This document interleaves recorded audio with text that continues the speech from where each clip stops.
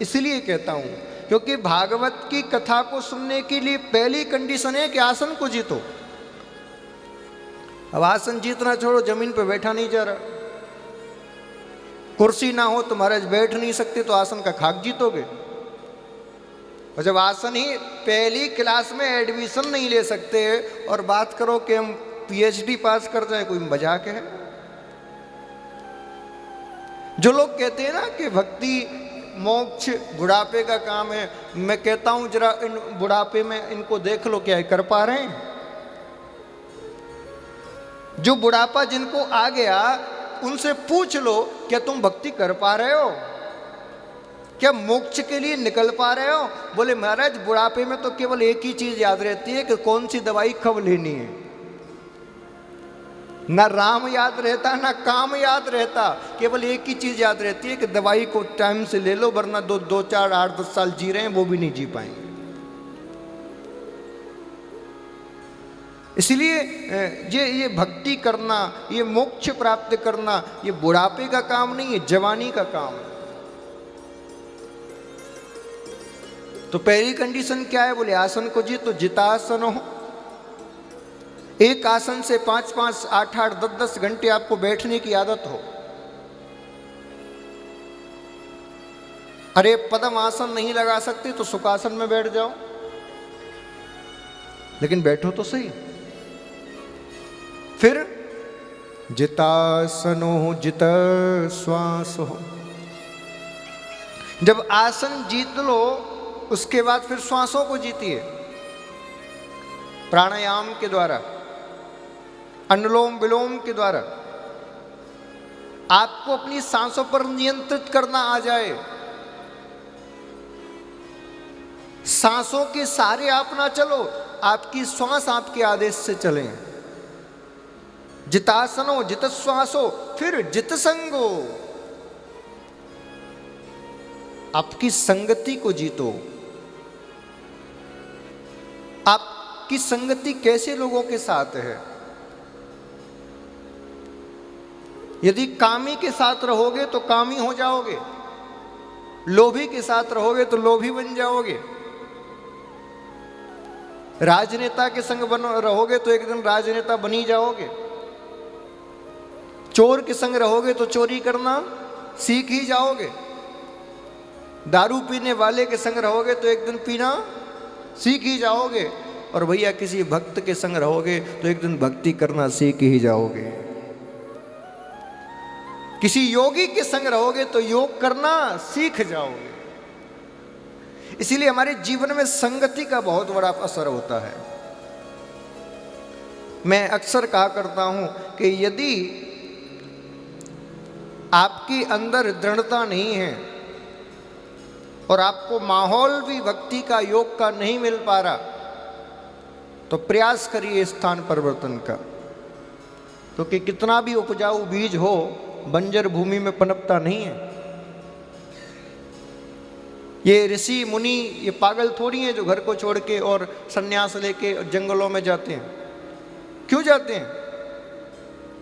आज मैं चिंतन कर रहा था, मैं आपको हृदय की बात बता, जब नंद जा रहे थे ना रमण रेती की ओर, तो गाड़ी में बैठे बैठे मैं सोच रहा था, मैंने कि एक बात बताओ, ये ऋषि मुनि आखिर घर को छोड़ के जाते क्यों हैं? तब आज हमें अपने प्रश्न का उत्तर मिला।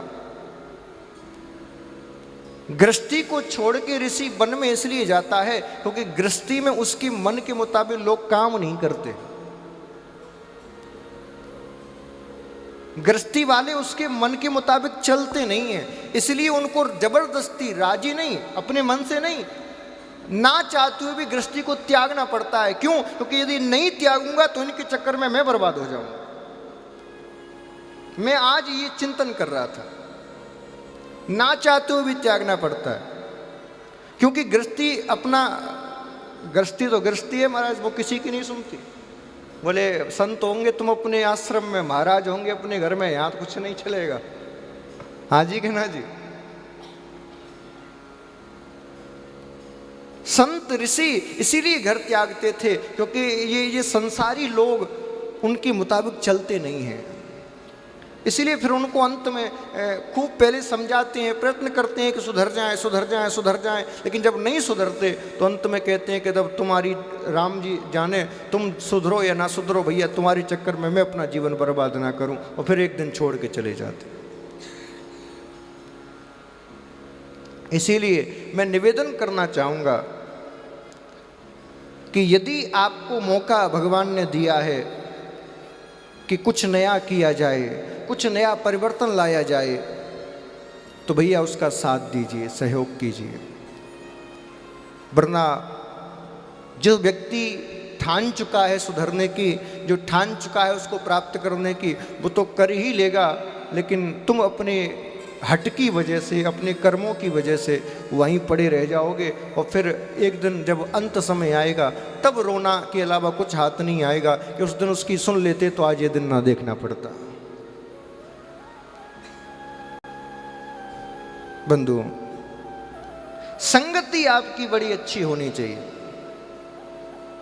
जितासनो जित श्वासो जित संगो, फिर जितेंद्रिय, आपको अपनी 10 इंद्रियों पर संयम प्राप्त हो जाए।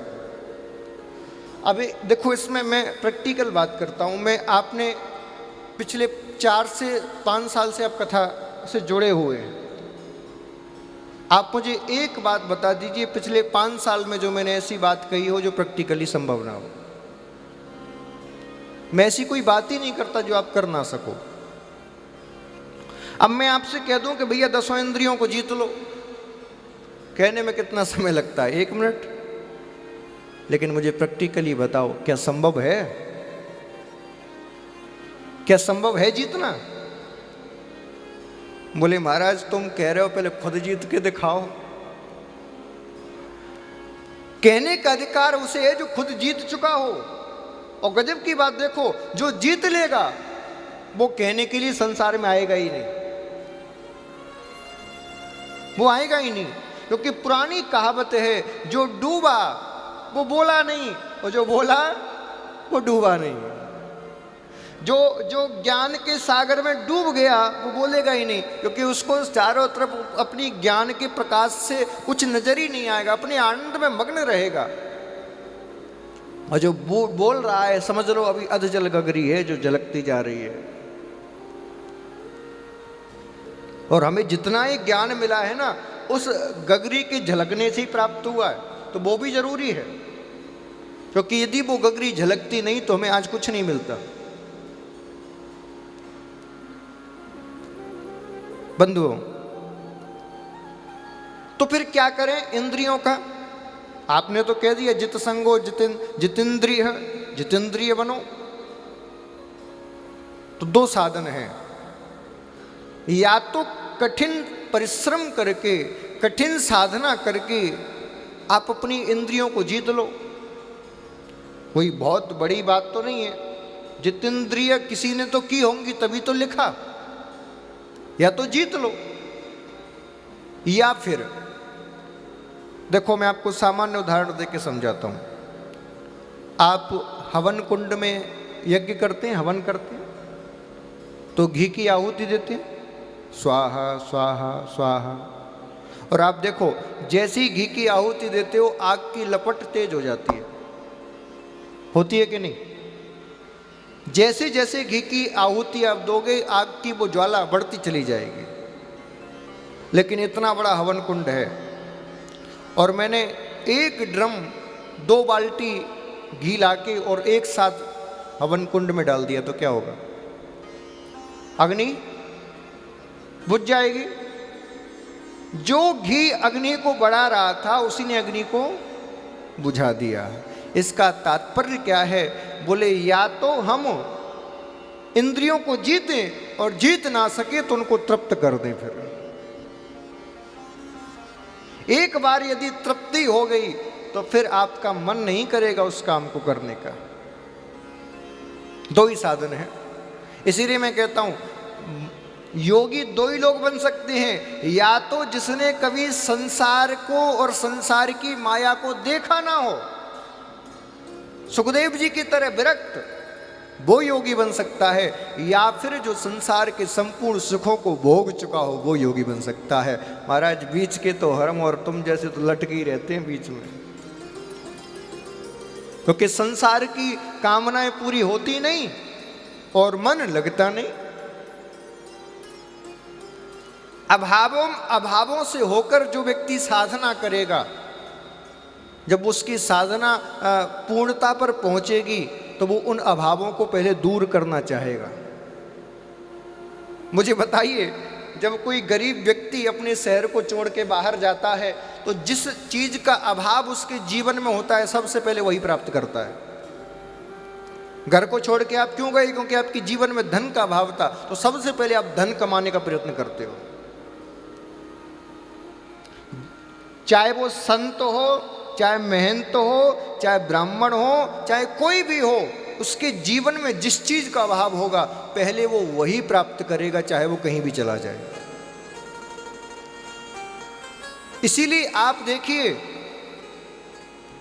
जितने भी बड़े बड़े राजा महाराजा हुए उन्होंने खूब सुख भोगा, ऐश्वर्य भोगा, कई रानियां उनके रही होंगी।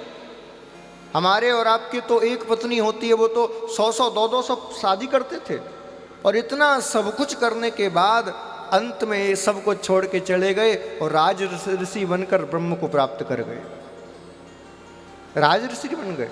क्यों? क्योंकि उन्होंने संसार के समस्त सुखों को भूलकर और उनका मूल तत्व समझ लिया कि भैया इन सुखों में असली रस नहीं है। और जो इन बातों को कहे कि हम नहीं मानते महाराज, तो मैं कहता हूं ठीक है, मत मान, जरा प्रैक्टिकल करके तू ही दिखा दे। तुम कितने इंद्रियों को जीत चुके बता दो मुझे। इस संसार की हकीकत है, संपूर्ण प्राणियों की, संपूर्ण मानवों की ये प्रकृति है कि जिस चीज पर पर्दा पड़ा रहता है उस चीज को देखने की उत्सुकता सबसे ज्यादा होती है। हाँ जी कि ना जी?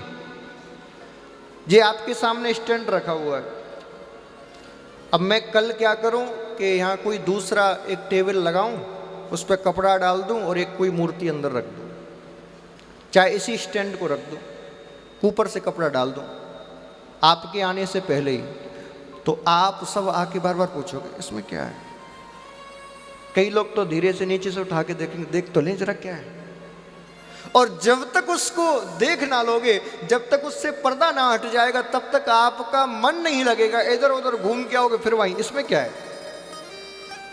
बताओ।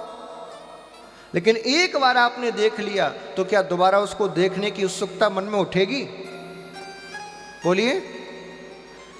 आप अपने घर से बाहर जाते हो, चौराहे पर कोई मूर्ति लगने वाली होती है, और वो मूर्ति जब तक खुलती नहीं, जब तक उसका उद्घाटन नहीं होता, उस पर पर्दा पड़ा रहता है, तो बताओ ऐसा एक व्यक्ति बता दो जो उस चौराहे से निकला हो और उसके मन में जो उत्कंठा ना उठी हो कि मूर्ति किसकी है?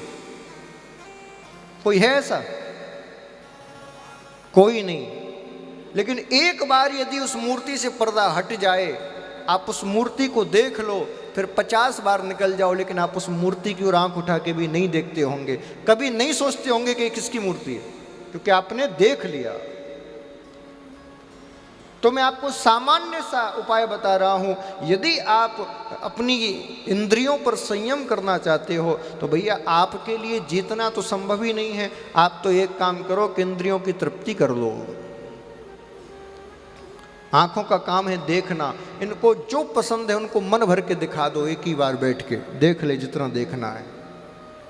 कानों को जो सुनना पसंद है एक ही बार में सुना लो, सुन कितना सुनेगा, और जब तक वो तृप्त ना हो दूसरा काम मत करो। मान लीजिए आपको, अब जैसे पंजाबी लोग हैं तो पंजाबियों को लस्सी प्रिय होती है, पराठे आलू के, एक ही बार बैठ जाओ आसन लगा के, बोले लस्सी प्रिय, पी कितना लस्सी पिएगा? 1 गिलास, 2 गिलास, 3 गिलास, 3 के बाद तो हाथ जोड़ लोगे, अब नहीं पी सकता, फिर भी पी। 2 आदमी खड़े कर दो, बोले मैं मना करूं फिर भी मानना मत, जबरदस्ती मुझे पिलाना।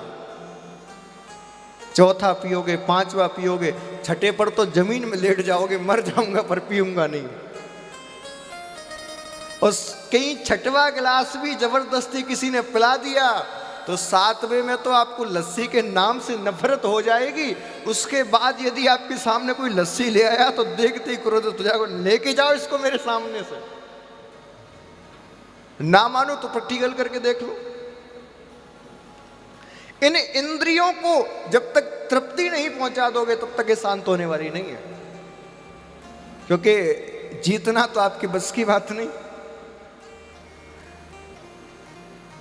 जब आसन को जीत लो, श्वासों को जीत लो, जितासन हो, जित श्वास हो, जित संग हो, जितेंद्रिय, उसके बाद फिर स्थूले भगवतो रूपे मन संधारयेद्य, फिर अपने स्थूल शरीर में एकाग्र होकर और भगवान के रूप को पहचानोगे।